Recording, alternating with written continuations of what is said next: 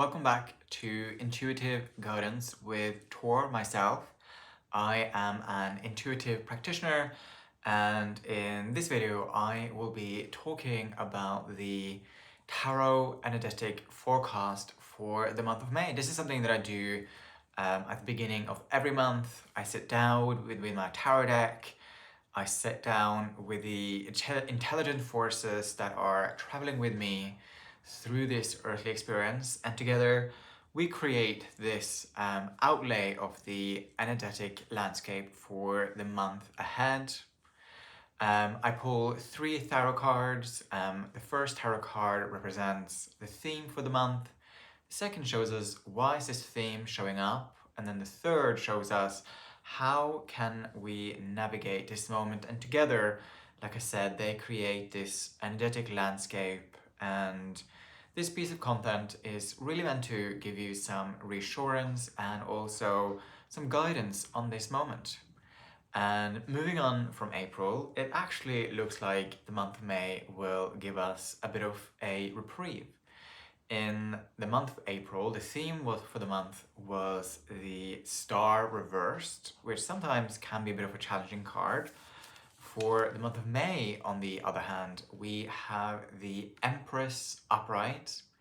I will be using phrases such as feminine and masculine energy in this video, and that is definitely not talking about like binary gender roles. It's much more talking about energetic currents and loosely defined archetypal energetic currents. And for me, the Empress is all about ease and indulgence and creating space for everything to grow, to be unhurried.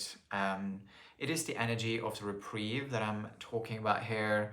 It's the permission to rest and to relax. Like, imagine if you could create an imagery of what really represents the Empress. It is an unhurried person who gives each task the time that it deserves, the reverence, the energy.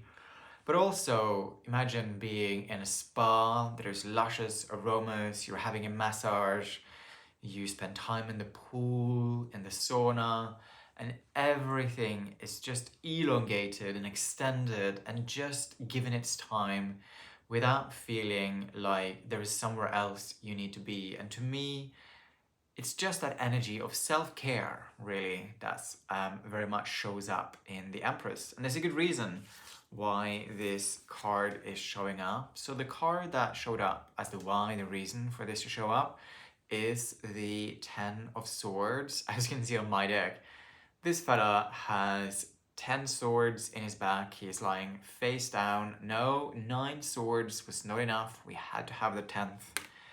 And I think that collectively we're all going through a difficult time, right? Anxieties, overwhelm, so much that we feel like we have to do, which often are illusions and not true, but yet it is there anyway. There's lots of wars, there's just stuff going on that feels, perhaps to some people and to myself, quite oppressive. And so I think that the reason why the Empress is showing up is that in the midst of all of these challenges, she's giving us the permission to just be, to practice self-care and to slow down. Because what happens when we slow down and we rest is that we actually create the conditions for our inner flame to be activated and actually give us the conditions that we need to create something that's truly meaningful and novel and pioneering. And the reason why I'm using those words is because the card on how to navigate this moment was the King of Wands. He is courageous, he is confident, he is charming, he is outgoing. He is the life of the party, but he is also like the creative visionary, the entrepreneur, the person that thinks outside of the box. Again, I'm using his and hers, but these are just energetic current, not, again, binary pronouns and stuff like that. We think all of this as energy. And so the Empress creates the conditions for the King of Wands, for his energy to be clear, to be balanced, to be nourished. And from that nourished place, you can create something that is truly innovative and creative and perhaps even slightly goes against the grain. And that's how we navigate this moment, right? Standing on that nourished soil that we have been creating and building in that energy of the Empress. You know, the Ten of Swords has shown up for me quite a few times recently, so I'm definitely outgrowing something. Something is going to change, something is going to be different, so I'm quite excited by that. You know, sometimes the Ten of Swords can be a bit of an unnerving card, but I see it as a positive in this moment. Something is clearly going to shift, and I'm excited for that. Especially also because we just moved from Taurus to Gemini, and you know, Gemini is the energy of that. It's air, outgoing, discovery, exploration, communication, revolutionizing how we speak to each other. And so I think that's a very interesting moment for these three cards to show up in conjunction with also us moving from Taurus to Gemini.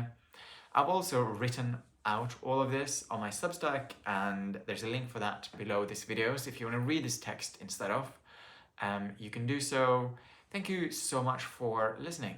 I hope that you enjoy this, and if you did, I would love it if you could hit that like button, subscribe button, and also to check out my live experience. I run a monthly energy alignment, attunement, and clarity call, which is really for the community to come together and to simply be, right? And we'll talk about the themes that are showing up for the month, and also I'll be guiding you through a meditation for you to truly attune to the possibilities that are on offer for you and to pursue them with that inner flame that is represented in the King of Wands. Thank you so much for listening, and I hope to see you here next time.